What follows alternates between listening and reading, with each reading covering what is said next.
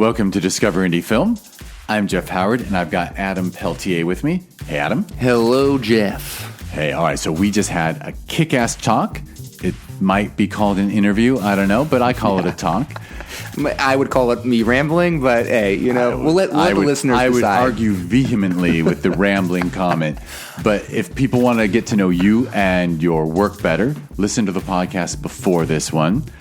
We talk about space junk. We talk about men grieving. Those are your two films. We talk about... I actually forced Adam against his will to start from like birth all the way through school, West Point, drama school. This young man has a master's degree from Cal Arts. So, I mean, we covered a lot of ground. I feel like I know you better than people I've known for 20 years. But this and people should watch your work. They should go to TVHi, go to watchtvhi.com and watch Space Junk. Yes. And, someday, maybe Men Grieving maybe on there too. But Men Grieving is still on the festival circuit. That's right. Festivals don't like you releasing your film before they've got their they hate it. Greedy little fingers on its throat. So anyway, that's how you learn more about Adam. That's how you watch his film. Yes. But this podcast... Adam will be answering the Discover Indie Film 4 questions, which are name 3 films you love, or 3 favorite films, name an underrated film, name an overrated film, name a lesser-known film that people should seek out. Okay. Just a fun excuse to talk about movies. Love this. Because it's fun. And it's very intentional. I didn't say like the best 3 of all time. It's just 3 favorites, just films you love. Which I like. I love that question because... the 3 best is like that's like irrelevant to me. It's like, what does that even mean? But 3 favorites is awesome because for me it changes on the day depending on Oh yeah, and like eras of our lives, right? Yeah. Like they're your favorite film when you're a kid, and then your favorite film in the middle of life, and then your favorite film where you are now. Yeah, but so here, go ahead. Okay, my 3, and this is also my letterbox. I know there's 4. There's 4 on the letterbox thing, but the three of the 4 that are on there, favorites of all time: The Fall by Tarzan Singh. Have you heard of this film? I have. Okay, it's incredible. The follow. Well, I mean, it's not a sequel, but the one he did after The Cell. Yes, yeah, incredible. I mean, one of the most incredible films I've ever seen in my entire life. I remember seeing it very, very young. It blew me away. I've never seen anything like it since. Incredible director, Tarzan. Incredible like commercial and music video director. But this film in particular, I'm just going to give a little, and I'll go fast because Jeff wants me out of his house. Actually, there's I can hear the rabbit clicking that he wants you to scratch his ears again. Oh, fantastic! Good. We will be doing this shortly then. But so Tarzan, the thing I love about The Fall too, not only is it incredible visually. He used all of his own money from all the commercial gigs to fund the film himself because no one else wanted to make it. And it's filmed like over the course of I believe 5 to 6 years in 11 different countries all over the world. It's an incredible undertaking, and it is so breathtaking. I believe Roger Ebert, when he reviewed it, was if you see this movie, if there's only one reason to go see it or whatever, I forget how he kind of phrases it. I'm not as eloquent as Roger Ebert is, but he was so. I remember reading in his review that his breath was taken away by seeing an elephant swim in the ocean, and it's there's just so many incredible things in this film. Got to check it out if you haven't seen it. It's kind of hard to find. Apparently, Tarzan's got a new film coming out, and they asked him about The Fall, and his number one thing after he does the festival run with this new film of his is to make sure that there's a 4K version available to everyone with The Fall, because you can't find it on Amazon, you can't find it streaming anywhere. So that's his next thing he's tackling. I actually bought a Blu-ray years ago, and now if you want a Blu-ray on Amazon, it's $300. Wow, yeah. I didn't realize it disappeared. I have a copy. You do? Yeah. Are you serious? That's like a... No, that's a weird thing. No, I have a copy because my wife and I love him, and we love The Cell, and we love that. So The Cell rips. I kind of you hate because it was unavailable. I torrented it. Oh, The Fall? Yeah, oh, because you couldn't. No, because I'll it's, only torrent if like it's inaccessible. It's literally or if I impossible already to find. own it on another. Yeah. Yeah. No, I think that's okay because I mean it really is. It is impossible to find, and he's like addressing that problem because it is a whether you like the film or not. Visually it is a masterpiece. Like it needs to be seen. I love that you own the movie. I've never met someone that has a physical copy of this film. You have a physical copy of it? You do. Yeah, but I only watch it the version I downloaded. yeah. Well, that's fine. Because I actually think Yeah, I mean, yeah. I'm like putting you on the spot here. I don't even have a DVD. I don't have a DVD player. Yeah, I had one, and then I don't. But I still have. We actually have in our bedroom a DVD VHS combo player. Incredible. Not plugged in. Just sitting there. Because my wife has a VHS of The Wiz. Oh my God. And she grew up on that film and loves that film. That's funny. And that's why we held on to the DVD VHS combo that was in her dad's house when he passed. Well, because there's no DVD copy of The Wiz. I don't know. I don't know if you can see The Wiz. There's only a VHS copy. I know. I definitely don't have any VHS anymore. Oh, yeah. All no. Right. All right, so The Fall. Okay, The Fall by Tarzan is amazing. Yeah, amazing. Incredible director. And then I would also have to say The Heartbreak Kid by Elaine May. One of my favorite films. I mean, that's why I'm telling you this, but it is one of my most favorite films of all time, and it is, I think, one of the best movies ever made. And again, another film that is almost impossible to find anywhere. And I'm not doing this to be pretentious. These just are films that have blown me away. And I watched these films when I was very, very young. And that's the Patrick Dempsey one? Is that my memory? No. Is my memory right? No. The Heartbreak Kid is with, oh my gosh, I'm blanking on his name right now. He's in Midnight Run with, not Robert De Niro, but... the De Niro Grodin one? Yeah, Grodin, yes. Charles Grodin is the right, lead. It's Charles Grodin. It's a much older film. Yeah. Older film. Oh, yeah, there's a remake that the Farrelly brothers did with like Ben Stiller and stuff. That film does not exist. Don't even look that one up. But Elaine May's Heartbreak Kid, it is absolutely incredible. It's the movie I watch before I start writing any script or before I start filming. That you can find The Heartbreak Kid. It's on. So there's a crazy little story with this film. Is back in the 70s when it was made. Big pharmaceutical companies were getting into the movie business, and a pharmaceutical company owns the rights and has the film and will not release it, which is why it cannot be seen anywhere. So there's a Vimeo, there's on Vimeo, you can watch it, and there's a YouTube version. Again, the quality's, it is watchable. It's not a terrible version, but it's definitely not, 1080p. Right. So it's the 1972, right? Yeah. So it's a bummer, and there's a whole organization trying that is kind of like the movies we've lost, and that's one of the films I think it's called The Movies We've Lost or Movies, I don't know, Forgotten Films that they're trying to get somehow, but they've reached out to that company and they have no interest in allowing anyone to distribute it. Yeah, they make too much money off pharmaceuticals. So it's locked away somewhere. That's a documentary waiting to be made. I know. I honestly want to make a movie about some people trying to break into that vault and get the movie out. That'd be an incredible heist film. I mean, I know it sounds like I'm virtue signaling, but I've always thought like Elaine May got the short end of the entire world stick because she and Mike Nichols are both geniuses. Yep. And geniuses. And she's just as genius as him. Yeah. But the dude got this amazing career and the woman made amazing films and didn't get the career he got. It's such bullshit because her movies are so good. Even Ishtar, yes, the movie that everyone goes is a big flop, actually rips and is way better than most directors' films. I mean, it is not a bad movie. Maybe it's her worst film, but it's the worst film made by a master. It's not her fault. Not her fault at all because she was not in charge of that. Yeah. And with those two motherfuckers. Oh my gosh. Yeah. It's bad. There's whole stories of that. Her only mistake was taking the gig. I know. Well, she thought Warren Beatty was going to he was all championing her and then was like, you know what? I kind of want to have control over this movie. Yeah. He changed his mind and decided. Nightmare. I don't know. Oh gosh. I know people respect his directing, but I kind of don't. But anyway. Yeah, but I kind of don't. Hot take, but I support that take. I think he's somewhat unremarkable. I'm going to be honest with that. But we have remarked upon him on this podcast. But Elaine May, any one of our films, honestly, Mikey and Nikki's incredible film as well. A New Leaf, her first film, is fantastic. Even Ishtar is excellent. But I do think The Heartbreak Kid, you can easily find it, and it is a watchable quality.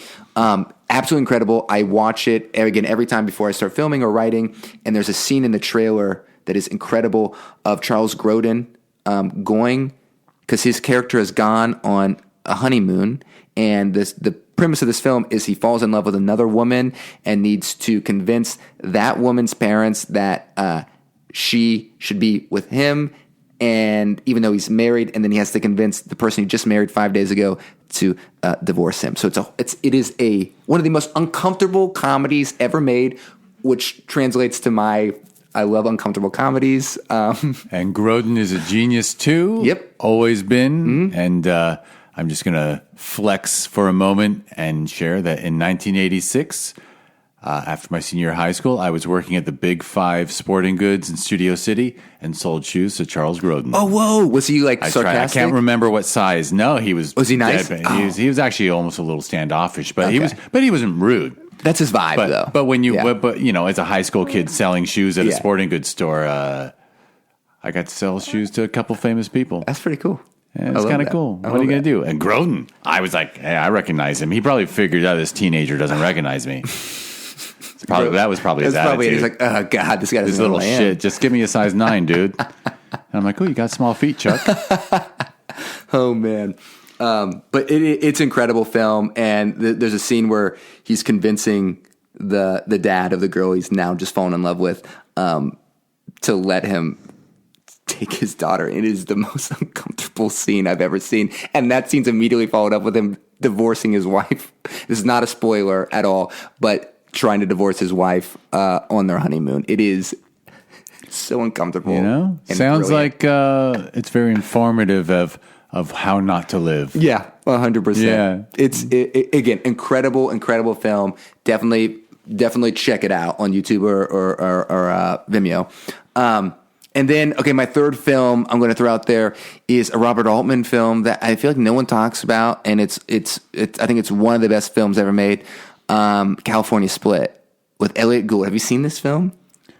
No, I don't think so. So it is getting some resurgence, I feel like, or some appreciation, because it's on the Criterion Channel. You can watch it. I think it's on Mubi as well.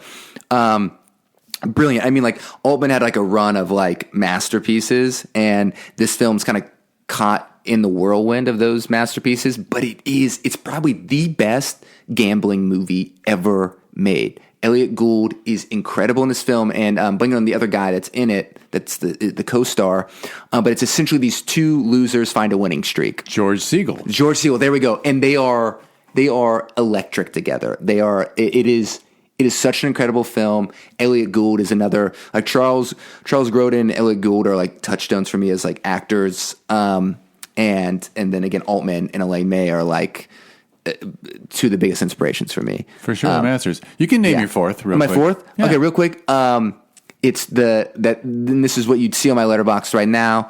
It's the Darjeeling Limited by Wes Anderson. No one talks about this movie. I fucking love this film. I think it's maybe his best film. I think it's a film that explores grief and these three men that are grieving, and how they're all grieving differently. And I just think there's something so beautiful about this film. It's also very short. It's one of his shorter films.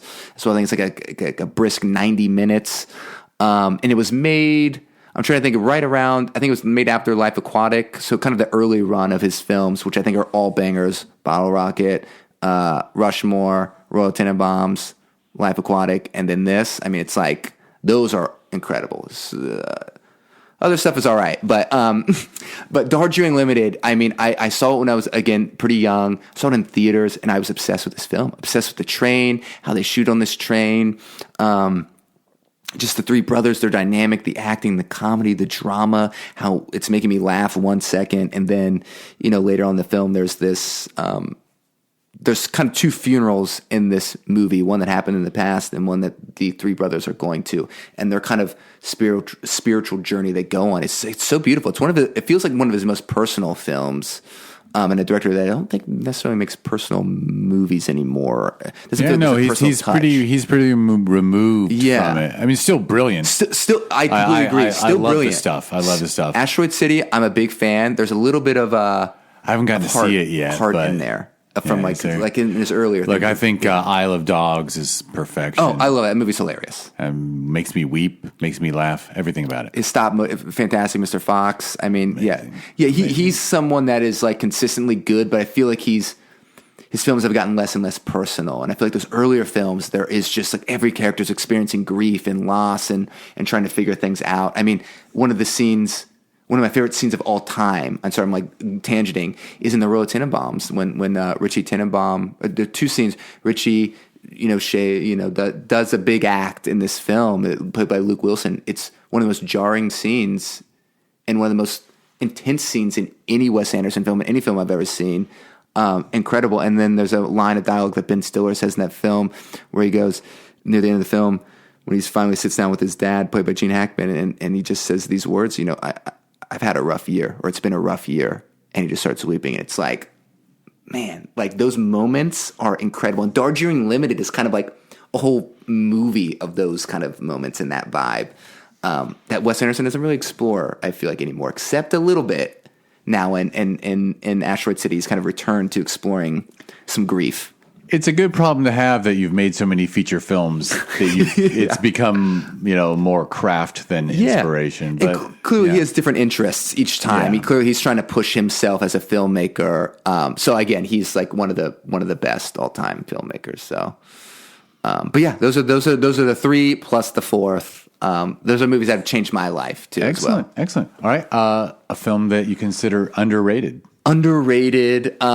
Honestly, what I could say is all the films in my top 3/4. I was going to say, they would all wildly underrated and underappreciated. Particularly Darjeeling, I think, because specifically, that's the one that never gets talked about. A lot of people knock it, but then The Fall, no one talks about. Yeah, there's some people knock Darjeeling a lot, and then again, California Split, no one talks about because of all the great works that Robert Altman has, and then even Heartbreak Kid because it's so hard to find. But I'm actually going to throw something else out there. It's underrated. I think Emily the Criminal that came out, I think like last year, 2 years ago. I'm blanking on the director's name, but Aubrey Plaza's in it. It's on Netflix right now. It's not a Netflix movie, but it's on Netflix right now. It's nominated for a bunch of independent Spirit Awards. It's an incredible film. Totally. I was like, that was my favorite film, I think, of 2022. I loved it so much. I thought it was fantastic. And I felt like more people need to be talking about that film. Aubrey Plaza's incredible in the movie. The direction's incredible. I think it's going to be in a rotation for me before I start filming. I think the filmmaking is like excellent. It's not overly flashy, but it's not overly simplistic. It is like perfection. It's like everything is supporting performance and directing and the writing. All of it's supporting each other. It's like such a good movie. It's excellent. It's like 90 minutes too. Yeah, and I'm glad you mentioned it because I still haven't caught it. Oh. I've been aware of it. It's been on my radar. Catch it, baby. I think Aubrey is just excellent. Yeah. I don't think she. As beloved as she is, she's a little underrated. I think as an actor because she's more than just like a one note. Yeah. She's not just the character from Parks and Rec. Can I mention something else that's underrated? Hal Hartley films. She's in one, Ned Rifle. I feel like that's her first kind of. Holy shit! I haven't seen a Hal Hartley for ages. Dude, but damn, I was deep into him in the beginning. He's one of my favorite directors too. He'd be up there. There's a fifth movie I could list. I'd list one of his. I'd list the one Henry Fool or whatever. But Ned Rifle, Aubrey Plaza's incredible. That's another really underrated movie. Cool. Yeah. All right, well, this will be fun. Sorry, yeah, go. Question number 3 is overrated. Overrated. Yeah, this is tough because I don't think about movies like this. And when you described your friend, I think on the last thing where this question kind of spawned from, I do love such an abrasive guy in the best way, though. I love it. Yeah, the most overrated film. It's so hard because I do approach every movie. Every time I go see a movie, I want to like it. And I would have to say there's a couple of movies I do think that are just mentioned too often and that I feel kind of like, if this is your favorite movie, I kind of go like, how many movies have you really seen? You know what I mean? So I'm going to go I'm going to go one that's pretty bold here. These are going to be kind of somewhat general maybe, but I just have a couple I'll throw out there. But I think Godfather is wildly overrated. Francis Ford Coppola is an incredible director, and Godfather is an incredible film, but it's far from his best movie. Apocalypse Now is an absolute masterpiece. Bram Stoker's Dracula, Francis Ford Coppola's Dracula. I mean, that movie is insane. If you haven't seen that, go check that out. I mean, he's got so many bigger and better bangers that it's so annoying. There's like a TV series about the making of The Godfather, which is a crazy story how they made that movie, but I don't know. I don't like that the pedestal that film's on when I think he's made way better films and bolder films. And I just also want to throw out another overrated film. Shawshank Redemption. I can't stand it. If someone says it's their favorite movie, I can't stand it. If someone says Back to the Future is their favorite movie, I can't stand it. I go like, oh, that's like, if you say like Shawshank Redemption, and this is me, I'm calling shots here, or I'm firing shots. But if you say Shawshank Redemption or like Back to the Future or like a Star Wars or something like that is like your favorite film, that's like saying you like water. It's like, of course you do. It's like, come on, now I think it can be in the mix of your favorite movies, but if that's your favorite film, it's just really one of those. If one of those are your favorite, I hear those so often. People love them. I'm just like, get out of here. Come on, see some more movies. See more, you know? I'm aware people love Shawshank. Yeah. And obviously I'm aware people love Back to the Future and Star Wars. I do have a spot in my heart for the very first Star Wars movie that I saw in 1977 called Star Wars. Everything that happened after that film, I piss off Star Wars fans because I'm like, Empire sucks. Like, believe it or not, all the stuff I don't like about the prequels start happening in the second film. Yeah, but, you're not wrong, Jeff. And Back to the Future, I think, is wonderful in many, many ways. Incredible film. But Incredible film. Shawshank, I was always like, it's good. Yeah. It's good. It's fun. But what's the fuss about? What's the fuss about? What are we talking? I mean, it's I might be married to someone who says that's a favorite film, and I'm like, I'm like, it's okay. I'm like, cool. It's a good film. Yeah. I just go, it's a good film. What makes it so special? I don't know. It just seems like an answer you give where it's like that's like an AI generated answer of like there's nothing. Oh, another movie I'm going to throw out there. This might because I saw this in the past couple of years at the New Beverly Theater, Quentin Tarantino's place. Seven. I think Seven's overrated. I haven't seen it since it came out. I think it's overrated. I loved it at the time. Again, all these movies I'm mentioning are actually, they are deserving of being rated. They are good. But I think, no, it's when people run around saying, you know, The Dark Knight's the best film ever made. I'm like, really? Because I don't think Chris Nolan likes it. That's far from the best Christopher Nolan film. I think Dunkirk's the best Christopher Nolan film. Interesting. But I do think Seven's wildly overrated because Fincher's best movie is Zodiac. Let's just be honest here. Interesting. That's a masterpiece. Interesting take. I know. So I'm giving you a lot of no. It's totally fair. But that's what's fun about what's fun about the question. I'm glad you went the way you did because the question isn't saying it's a bad film. Yeah, it's just saying that the respect people give it is not commensurate to the quality. Yeah. And it's funny. And by the way, I'm with you on the Godfather thing in a way, because for me, it's Godfather 2. Sure. Because a lot of people have said it's as good as the first or better. And when I watch them both, and I watched them not that long ago, and then I watch them every once in a while together, and I'm like, now there's a big drop off in the second one. You cannot tell me the second one's as good as the first. Right? And people are like, sequels that were better than the first. Godfather 2 and Empire Strikes Back. And I've just shot on both. No, it's just like, it's so not though. Godfather 1 is better than 2, as they say in Sopranos. And in Sopranos, they don't say part 2. They always go 2, right? You know, but like, yeah, it's like a way better film. But that doesn't even compare to Apocalypse Now or Dracula. Admittedly, I haven't seen Apocalypse Now since like 1985. Oh, that's awesome. It's been a long time. I watched it a couple times back then on VHS. I mean, it was fucking rad. It is just like a feat, like it's a cinematic feat, that film. You know, kind of like, again, Oppenheimer. I'm not like, that's not my favorite film of the year, but like, that's a cinematic feat. You know what I mean? It's like, this is what... It could be a masterpiece. Yeah, I think it's fair to call it a masterpiece. It could be. Like, I think I need to see it a couple more times, but like, I walked away being like, that was meant to be on the biggest screen possible. And like I've seen things in that I've never seen before, right? You know, and I feel like Apocalypse Now is like one of those films. James Gray's film, Velocity of Z, is one of those films too. Breathtaking, incredible film. Have you seen that film? No. Oh, it's a masterpiece too. It's. All right. I have to add it to my list. Yeah, I'll add it to my list. While I add it to my list, you can answer the last one. I do have this movies to watch list, which maybe someday I'll get to in life. But this damn film festivals, I know. Like too many people submit, but thank God they do. That's right. It's a good problem to have. It is I am glad I don't have time to watch big Hollywood films. But wait, The Lost City of Z. All right. Yeah. So a lesser known film that people should seek out. I think, because I've been throwing out a lot of titles here. I think there's been a resurgence of this film and a greater appreciation since this person died.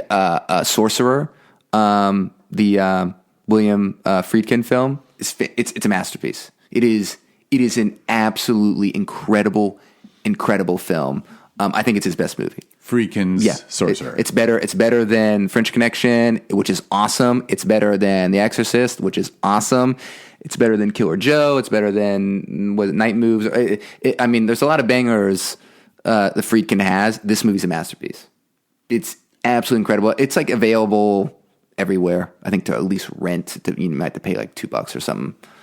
Absolutely, he's a master. Yeah. I mean, these are all good. You're not knocking the other stuff. You're just saying this movie. Sorcerers. I haven't seen Sorcerers, so I'll have to check it out. But out. No. I mean, I made a point when the kid came home from a sleepover and announced she just loves horror films now and only wants to watch horror films. We saw lots of horror together. Yeah, and then there was all this demonic possession, and I was like, sit down. Tonight we're watching The Exorcist because you might as well see like the demonic possession film that started them all. Yeah, and it holds up. Yeah, it's a and it held movie. up for like a 13, 14-year-old kid who definitely could have looked at it and said, "This is weird. This is dated. Why is it starting with archaeology? Why know. Like nothing scary happens for like almost the first hour." Yes, and yet she was completely engaged. He's a master. There's a slow burn. With that film, especially, that I think makes the horror more horrific when you see it because it's so jarring, it's so abrasive.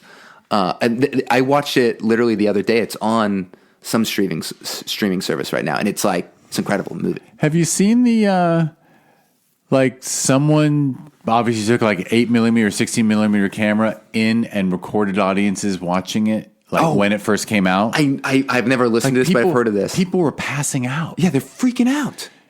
Like literally, they were losing their minds. Never seen anything like that. Yeah, and it's just like I just can't imagine. I mean, seen something like that today. There's some jump scares and shit, but I can't imagine what it would have been like for like people en masse to be like completely losing it in a movie theater, and people thought passing out, but people thought losing consciousness. They were like, "This is evil itself." Like we are witnessing evil. And people were not ready for it. I think that's such a Friedkin thing of like, he's such a kind of transgressive guy. Like, you know what I mean? And like, I love, it makes sense that a movie he made had that reaction on people. You know what I mean? Like, and he's got a movie that's actually coming out. I mean, he completed before he died, but I think it's like a courtroom drama. It's no Exorcist thing, but yeah, my understanding is, he loved the form and he wrote books and he did all kinds. Yeah, very, very cool. Very cool. All right. Well, we got through your questions. Yeah. Bravo. Golf Yay. clap. And I'll get us out of here. There we go. Good. The first thing I'll say is you should check out Adam and his work. If you want to just follow on Instagram at Big Duck Pix, BigDuckPix. That's where you can check out what festivals he's at, check out the films, check out whatever. Check out all that shit. Yeah, slide into my DMs. Slide to me. So tell him what you think of all my choices. If you happen to be listening to this and you're really geared up to be like, wait a minute, this guy's got it all wrong. I don't like the Jeerling and I do like Godfather, whatever. Truth is, you did not insult anything. You just said you have different preferences among the greats, which is fine. Yes, it's like just like. I laugh at people who are like argue about the Kobe, LeBron, this, that. I'm like, it's all based on when you were born. Yeah. if you guys were old enough to have seen the players I saw in the 70s, you'd be like, They're the best. They're the best. But I think we all can agree Michael Jordan's the best. Yes, I actually think if you don't think Michael Jordan's the best, there's something wrong with you. Yeah, that's kind of wrong. And if you think Kobe held a candle to him, well, then I just feel sorry for your lack of intelligence. Because, whatever. Should I say the words? Oh, he died. That's right. Like you're not supposed to criticize him anymore. It was very inconvenient for me when Kobe passed, because then I had to stop insulting him. I liked seeing your thought, you briefly going through in your mind, like, can I say shit? I'm gonna say it. Should I say the words ball hog? I don't know. Jordan passed to Steve Kerr when he knew it would win the game. Yeah. That's all I got to say. Boom. That's all you need to say. Done. I need to say he made everyone else on his team better. Boom. And that is why he's the GOAT. So anyway, that was our last tangent. I swear to God. I'm on. Go to @BigDuckPicks. All right, now, thank you for listening to the Discovering Indie Film podcast. You can learn more if you go to discoveringindiefilm.com. It's @DIFWins on social media. Adam's Film Space Junk was at the Sherman Oaks Film Festival. We hold that every November at Sherman Oaks FF on social media, ShermanOaksFF.com. Sister Festival, Film Invasion LA. Same beast with a different name, same team. It's FilmInvasionLA.com or @FilmInvasionLA on social media. And at the top, I mentioned TVHi, so I don't have to push it too hard again, but go to watchtvhi.com and check out a smart TV app / streaming service that has awesome indie stuff and even some classics, and enjoy. It's good shit. And, if you can be responsible, I have friends in recovery. I don't take drugs lightly, but if cannabis can be a part of your life in a positive way, then you should definitely watch TVHi. HIGH, if you want to spell it out that way. But anyway, Adam Peltier, it was a pleasure. It was an absolute pleasure. And nothing but fun. And now you have a bunny rabbit to scratch on the ears. I can't wait. This is why I'm here. Because that's really what life is about. Thank you for indulging. Thank you for indulging. And thank you everyone else listening to this who indulged. All right. Bye.